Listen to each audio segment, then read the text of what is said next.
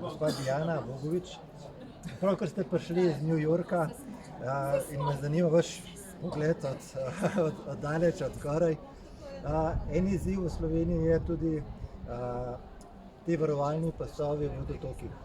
Kaj naslavljate z vašim EPA projektom? Z našim EPA je oblikovanje trajnostnih kmetijskih praks na priobalnih pasovih površinskih voda, kjer želimo zavestiti kmete in ostale deležnike o pomenu kmetijskih praks na zemljiščih v vodotokih, na iztek obremenjenih vod v površinske vode in s tem onesnaženje kemijskih in ekološkega stanja. Kaj je, se pravi, tej varovalni pasovi, ali bo zdaj tam samo raslo grmovje in trave, ali je možno še kakšna uporabna vrednost?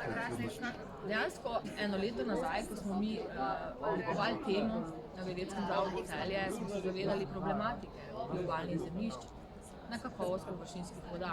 Dejansko, da bi to območje lahko bilo bolj pomembno kot nek filter, s katerim bi manj obremenjene vode prihajale iz kmetijske površine, s katerim se pač aplicira sredstva za varstvo rastlin in gnojanje. Dejansko na priobalnih pasovih površinskih voda že od leta 2001 prepovedana uporaba tudi naši partnerji, ko smo izvajali ogled terena, smo povedali dokumentacijo na konci gospodarstvi, vse tega drži. Problem pa so pač negativni talne spremembe v tleh, pač rastline niso sposobne absorbirati vseh hranil, ki jih kmet aplicira, posledično se žerejo na priobalne zemljišče in naprej v površinske vode.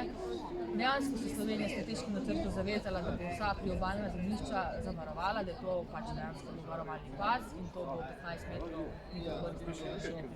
prvega reda in 5 metrov drugega reda. Dejansko so pogoji taki, da morajo biti površine upravljene, lahko raste drevesno čevje. Mi smo si pa dejansko v našem projektu eno leto nazaj zadali, da bi ohranili nizko površino pač tem na priobalnem zemljišču, bi pa naredili vsekakor varovalni pas v širine 5 metrov.